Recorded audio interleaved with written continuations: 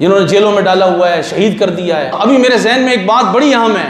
جن لوگوں نے حضور پر نور صلی اللہ تعالی علیہ وسلم کے غلاموں کو ستایا ہوا ہے نا، جنہوں نے جیلوں میں ڈالا ہوا ہے، شہید کر دیا ہے، وہ ایک بار بات سن لیں۔ علامہ شاہ احمد نورانی صدیقی کو تو جانتے ہیں نا سارے آپ؟ علامہ شاہ احمد نورانی صدیقی نے یہ بات سنائی اور ہم نے امیر المجاہدین سے سنی کہ علامہ شاہ احمد نورانی صدیقی نے لاہور میں ایک تقریر میں فرمایا تھا، فرمایا 1953 میں جب ختم نبوت کی تحریک چلی تو مسلمان احتجاج کرتے ہوئے سیکٹریٹ جانا چاہتے تھے اور انہوں نے اپنے سینے میں قرآن کریم لٹکایا ہوا تھا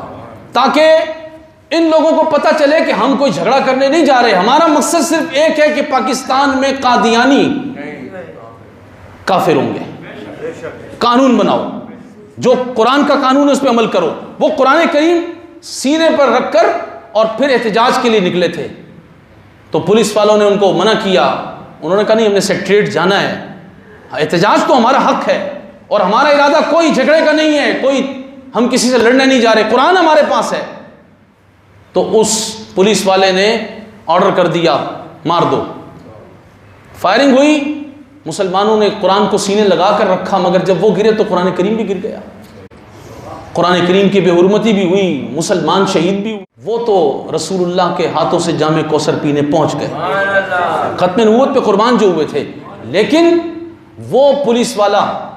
جس نے ان مسلمانوں کو شہید کرنے کا آرڈر کیا تھا، ایک کی بات یہ پتہ چلی کہ وہ اپنے مرنے سے 15 دن پہلے اس کی حالت یہ تھی کہ وہ بستر سے ایسے اچھل اچھل کے گرتا تھا، اس کی روح قبض نہیں ہو رہی تھی،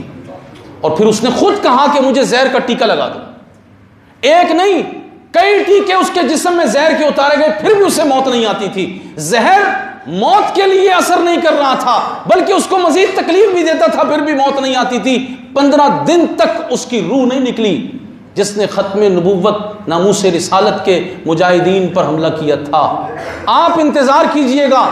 جن لوگوں نے یہ کام کیا ہے اللہ آپ کو دکھائے اور مجھے بھی دکھائے، وہ دن دکھائے، اور ہماری دعا ہے کہ مالک و مولا رسول پاک علیہ الصلوۃ والسلام کے بارے میں تو جو غیرت فرماتا ہے، تجھے اپنے محبوب سے جو پیار ہے، اس کا واسطہ میرے مولا ہمیں دکھانا،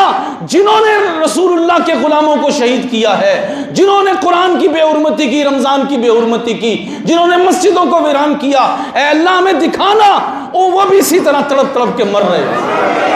ایک ایک کو گن گن کے میرے مولا اپنے عذاب اور انتقام کا شکار کرنا، تاکہ لوگوں کو سمجھ آ جائے جو رسول اللہ سے غداری کرے گا، حضور کے غلاموں کو حضور کی وجہ سے ستائے گا، رب ذوالجلال اس کے لیے کتنی غیرت فرماتا ہے۔